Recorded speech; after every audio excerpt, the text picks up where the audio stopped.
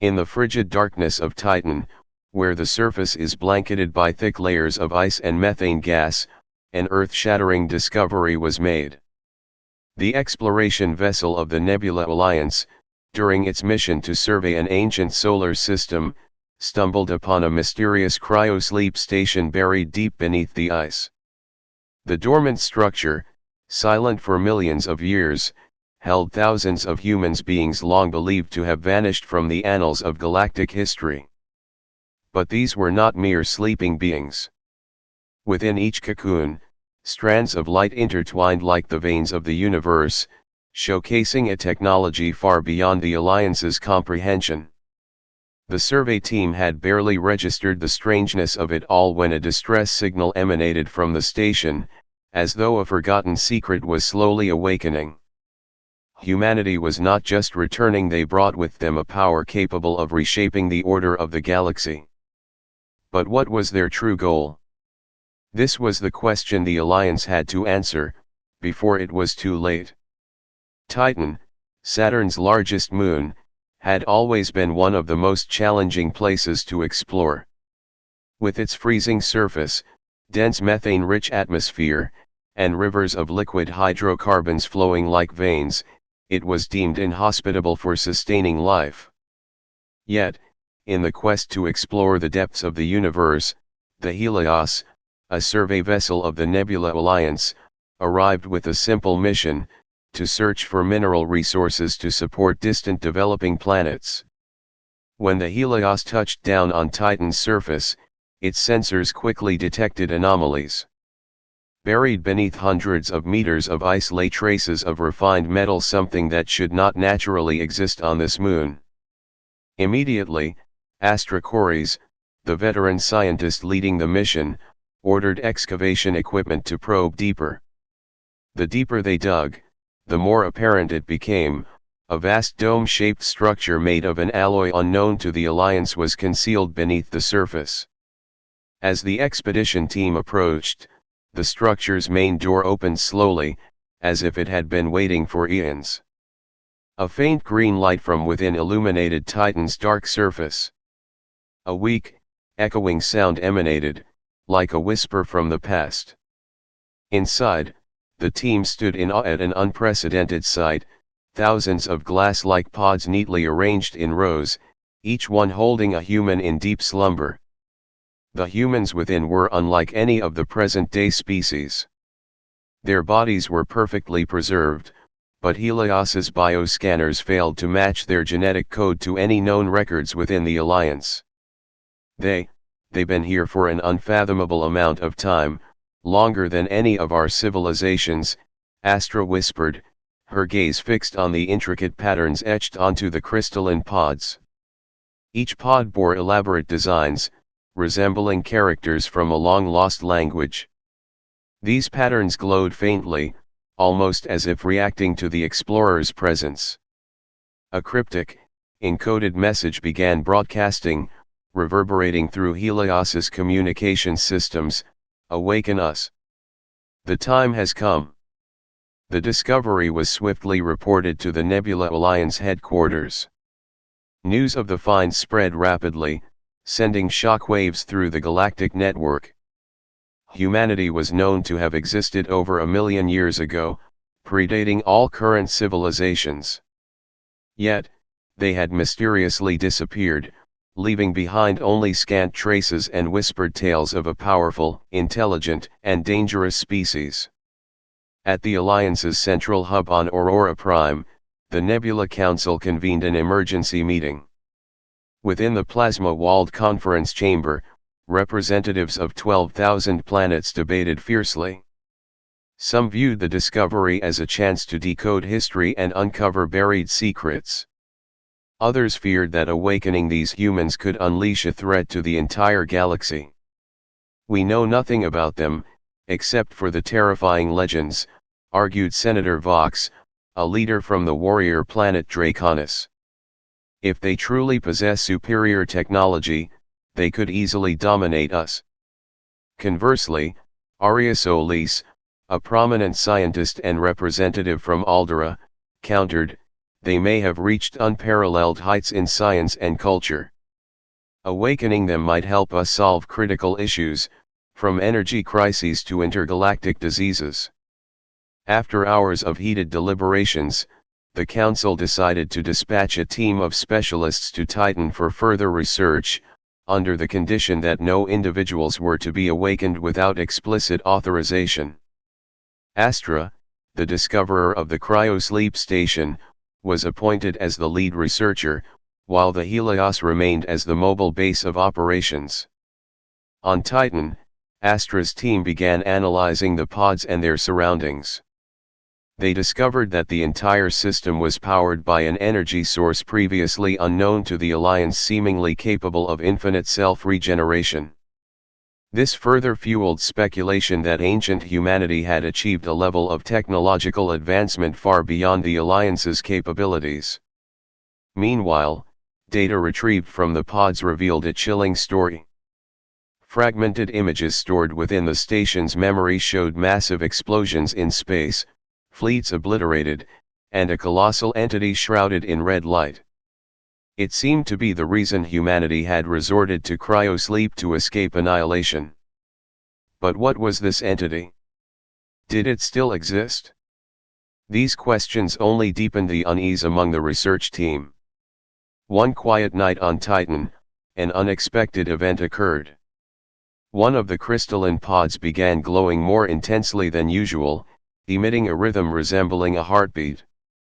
Astra and her team realized something extraordinary was happening just as the pod opened, revealing a young man with eyes that shimmered like galaxies. He looked directly at Astra and spoke in a strong, resonant voice, "Our time has come. You may aid us, or stand in our way." His words left the research team and the entire Alliance at a crossroads.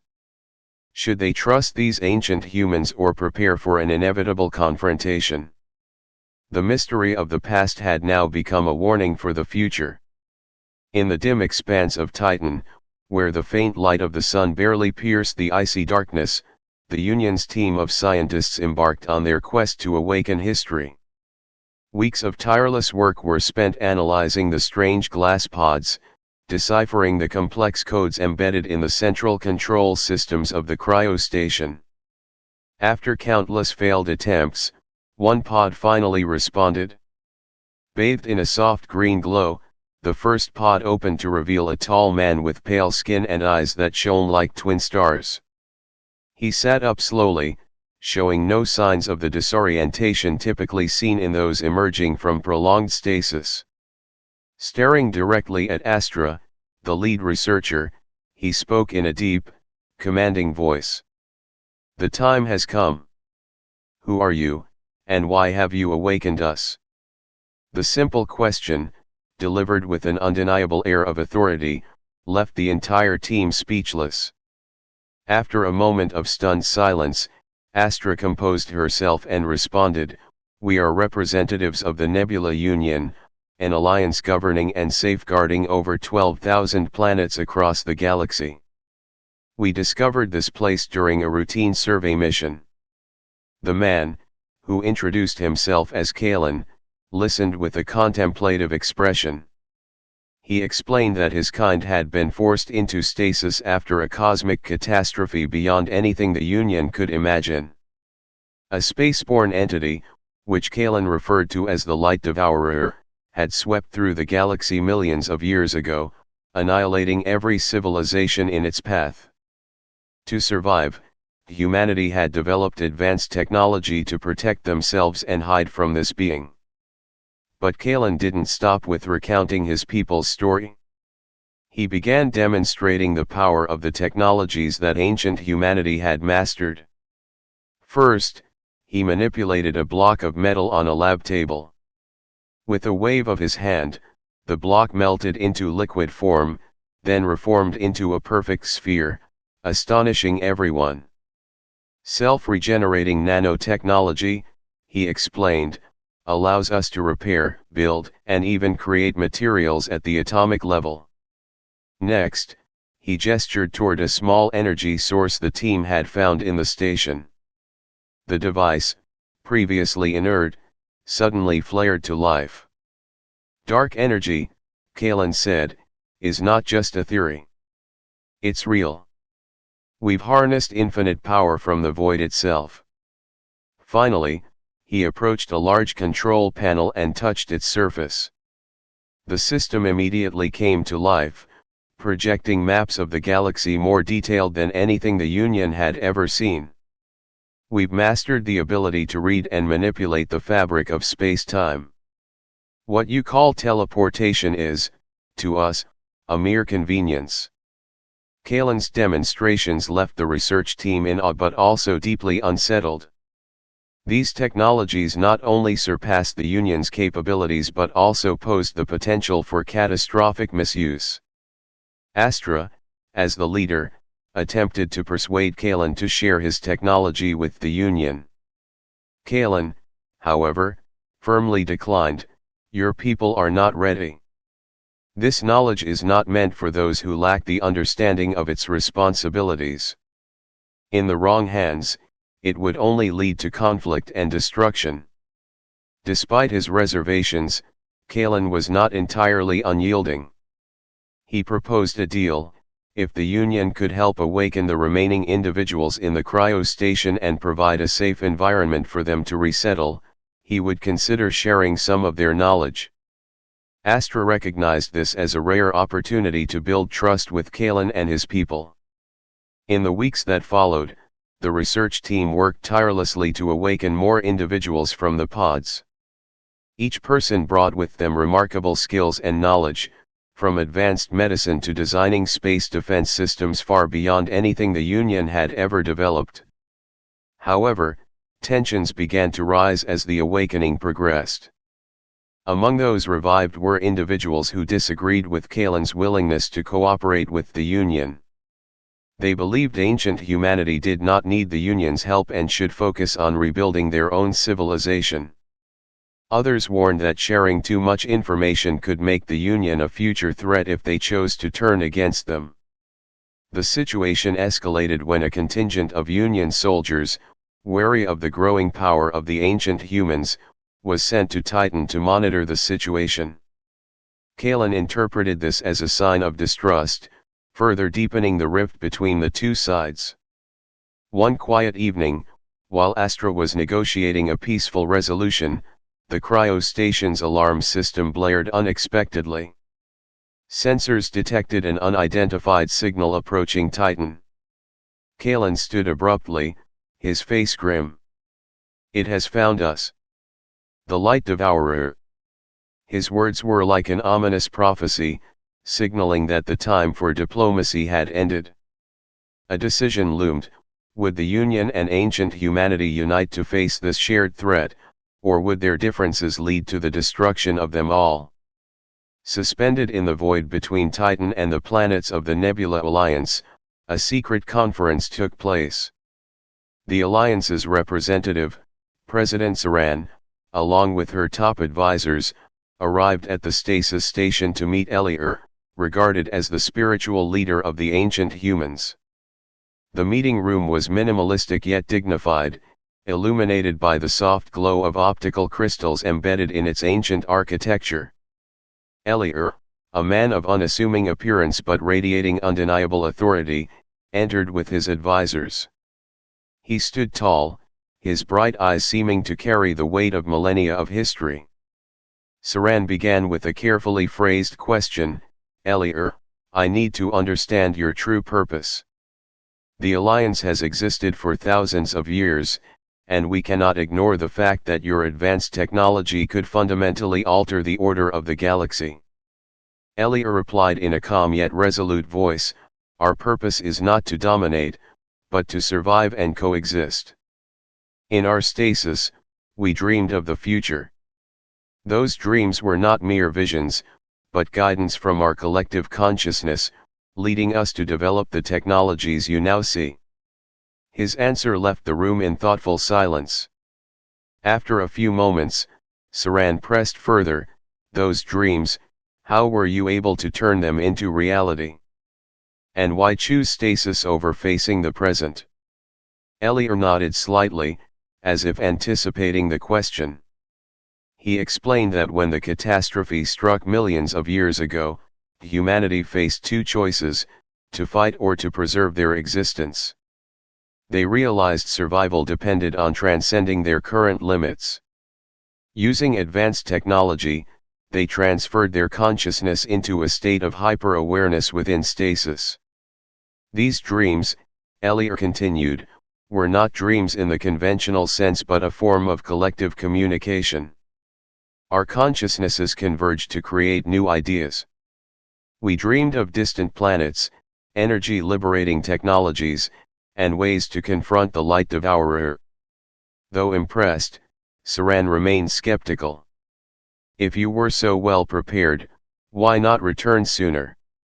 Why wait for us to find you? Elliot offered a faint smile. Because we needed time to ensure the galaxy was ready. Awakening during an era of conflict would only bring chaos to what we carry. Now, with the emergence of your alliance, I believe we have an opportunity to build a new future. Elliot's words prompted deep reflection from Saran. However, tension lingered, especially among the Alliance advisors who feared the ancient humans could become a threat if left unchecked. To ease this tension, Elliot proposed a gesture of goodwill, sharing a small fraction of their technology to help the Alliance improve energy systems on resource-depleted outer planets. Saran agreed, but with one condition: Alliance engineers would oversee the entire implementation process. Elliot consented, and preparations were immediately set in motion. Meanwhile, at the stasis station, Alliance scientists continued studying the collective dreaming state Elliot described. They discovered that the ancient human stasis was not merely biological preservation but a sophisticated network connecting consciousnesses on an unprecedented scale. Devices within the station could translate collective subconscious ideas into tangible designs, including advanced weapons, medical technologies, and urban planning frameworks. This discovery sparked two opposing viewpoints within the Alliance. One faction saw it as an unparalleled opportunity for progress. The other, led by the military, feared that if this technology fell into the wrong hands, it could spell the end of the Alliance. The growing internal disputes placed Saran in a precarious position. Simultaneously, relations between the ancient humans and the Alliance began to show signs of strain. Some members of Elliot's group were dissatisfied with sharing their technology, arguing that the Alliance had yet to prove trustworthy and might exploit the knowledge for power rather than peace. However, an unexpected event shifted the balance. A mysterious signal from deep space was detected, bearing frequencies similar to those the ancient humans had encountered before the arrival of the Light Devourer. The signal not only rekindled fears of the entity's return but also forced both the Alliance and the ancient humans to make a critical decision: would they continue to mistrust each other or unite to face a common threat? Elliot, speaking with newfound urgency during their final meeting, told Saran, "We no longer have the luxury of doubt. If we do not stand together, none of us will survive. I am prepared to share everything, but only if you commit to safeguarding this galaxy alongside us." Saran remained silent for a moment before nodding. "In that case, let your dreams guide us. But remember, we need not only your technology but also your trust."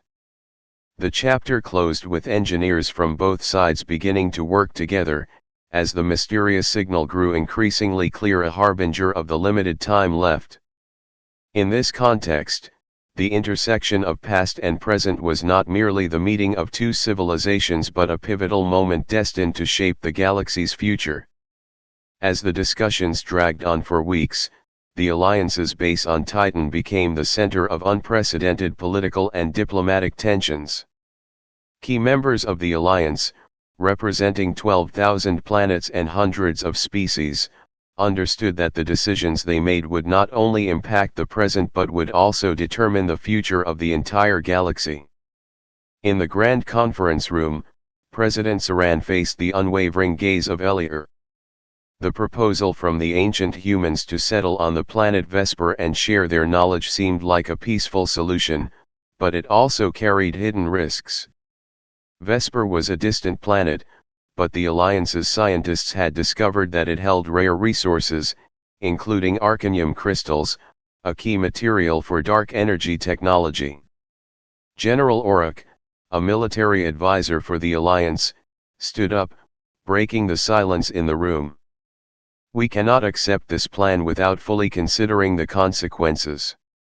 Who guarantees that once they settle there, they won't use their superior technology to exploit Vesper and build overwhelming power? We would be put at a disadvantage." Elier, standing on the opposite side of the table, spoke with his characteristic calm. "General Oruk, I understand your concern. But we do not need Vesper for its resources, we need it because it is where we once prepared for a future when everything fell apart. Vesper is a symbol of hope for us, not a resource mine. If necessary, we are willing to sign an agreement not to exploit the natural resources there, and we will invite Alliance overseers to ensure that promise is kept." The debate continued. Some Alliance members, representing species that favored peace and cooperation, such as the Cellarians from Arborea, voiced their support for Elier. They emphasized that cooperation with the ancient humans would not only provide technological advancements but also create a powerful alliance to face external threats, like the strange signal both parties had detected. However, the opposition, led by General Oruk and representatives from more militaristic planets, remained wary. They argued that allowing the ancient humans to settle on a planet like Vesper could set a dangerous precedent and undermine the Alliance's control. Saran, as the final decision-maker, listened carefully to each argument. She understood that any misstep at this point could lead to war or a future full of conflict. As the discussions continued, Elier took the initiative to invite a group of Alliance scientists and leaders to visit the research station the ancient humans had established on Titan. There, they witnessed the technologies the ancient humans were willing to share, including a self-sustaining dark energy system, medical devices capable of curing diseases at the cellular level, and biotechnology that could transform barren planets into habitable ones. These demonstrations led some Alliance members to change their views. However, this shift came with conditions. The Alliance insisted that the ancient humans not only commit to peace but also agree to share their crucial technologies with all member species, ensuring no race would be left behind. Faced with this request, Elier made a bold decision. He declared, "We will share all the knowledge we possess, but only on the condition that it is used for the common good, not for war. We will establish a joint committee between the ancient humans and the Alliance to oversee the application of these technologies. This is the only way to build trust and move forward together." Elier's decision left the room in brief silence. General Oruk, though still skeptical, had to admit that this was a significant step toward easing the tension. Saran, after consulting with her advisors, called for a vote. The result showed that the majority of Alliance members agreed with Elier's proposal, though strict oversight conditions were still in place. Ultimately, the plan to settle on Vesper was approved. A joint team from the Alliance and the ancient humans was sent to Vesper to begin establishing infrastructure. Meanwhile, scientists from both sides began working together on joint technology projects, including the development of interplanetary defense systems in preparation for the threat posed by the mysterious signal they had discovered. However, not everyone was satisfied with this decision. Some factions within the Alliance quietly pursued their own plans, fearing that the ancient humans could become a potential threat. Conversely, a small group among Elier's followers also felt disappointed, believing that sharing knowledge with the Alliance might weaken their own advantage. In this context, The journey to Vesper was not just a major step forward for cooperation, but also the beginning of new challenges, as ideological differences and conflicting interests between the two civilizations continued to surface. Yet, hope remained, and Vesper became a symbol of a new opportunity, a place where the past, present, and future could converge to shape a new galactic order. After weeks of tension and disagreement, the Alliance and the ancient humans officially signed the Galactic Cooperation Treaty at a grand ceremony on the neutral planet Arborea. The ceremony took place in the Dome of Light, a symbolic structure of peace and unity, with thousands of representatives from across the galaxy in attendance.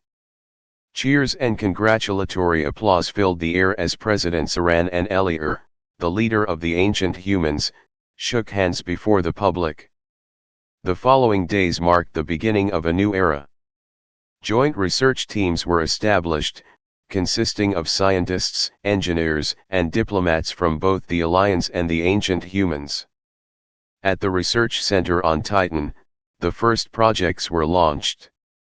One of them was the Genesis Biomed program, using the ancient humans' nanotechnology to develop methods of healing that could regenerate damaged tissues and organs. In just a few months, millions of lives across the galaxy were saved thanks to these breakthroughs. In the field of energy, the ancient humans' dark energy technology ushered in a new era for the Alliance. Dark energy reactors were deployed on hundreds of planets, providing an almost limitless and environmentally clean source of energy. Many planets once deemed uninhabitable began to be terraformed, expanding living space and resources for billions of beings. However, not everything went smoothly. Disagreements still arose among Alliance members, especially over the distribution of technology. Some wealthy planets wanted to keep the new advancements for themselves, while smaller planets called for a fairer distribution. To address this, Eliur proposed the creation of a neutral body, the Galactic Knowledge Council, to oversee the sharing and use of technology. This council would include representatives from every species, with the goal of ensuring that everyone benefited without anyone being left behind. Meanwhile, on the planet Vesper, the ancient human settlement began. With the support of the Alliance, the first cities rose on the surface of Vesper, built using advanced self-replicating technology that adapted to the environment. The structures on Vesper were not just homes but research hubs, where the ancient humans and other species worked together to explore the universe's unsolved mysteries. One of the most important projects on Vesper was the Horizon program, an ambitious plan to build a space portal between galaxies. If successful, this portal would allow for faster-than-light travel, not just within the galaxy but to distant galaxies beyond. The Horizon program attracted widespread attention, not only because of its potential but also because it symbolized the spirit of cooperation and the desire to conquer new frontiers. As these projects were carried out, the relationship between the Alliance and the ancient humans grew stronger. Cultural exchange events were held regularly, helping species understand each other more deeply.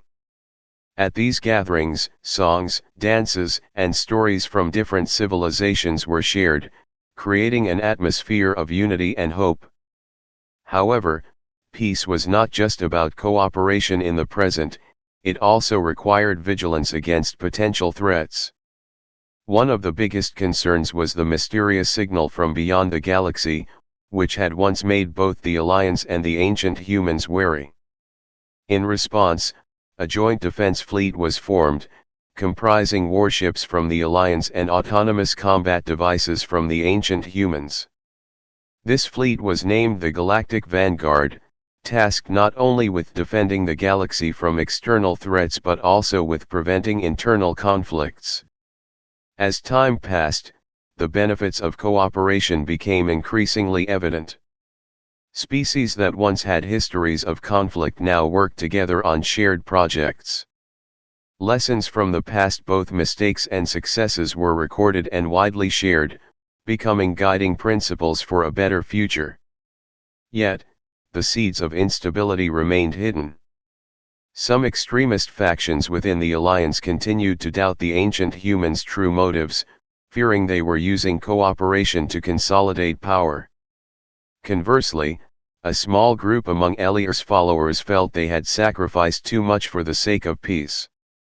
These simmering tensions, though not large enough to break the peace, served as a reminder that unity was an ongoing journey, requiring constant effort from all sides. In this context, the planet Vesper became a symbol of unity and hope. The towering spires of the cities on Vesper, glowing brightly under the light of nearby suns, represented the ambition to conquer new heights. From Vesper, a message was broadcast across the galaxy, reminding everyone of the shared goal: peace is not just tranquility, but the strength of unity in diversity. We are one, and together we will conquer the final frontiers of the universe.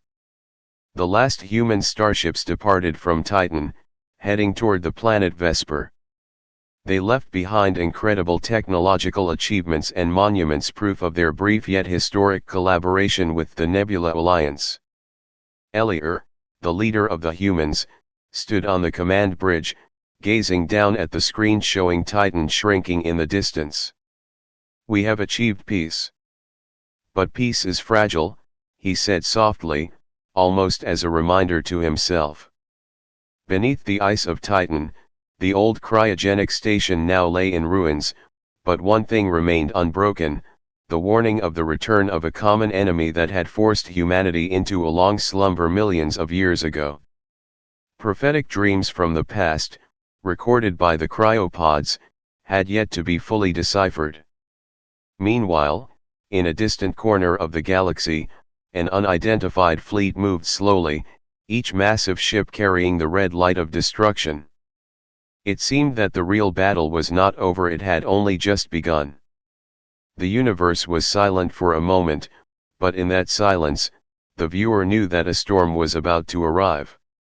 Humanity had survived the long sleep and the Alliance's doubts. Could they survive the greater challenge that loomed ahead? The answer still hung in the air, a promise for the next chapters.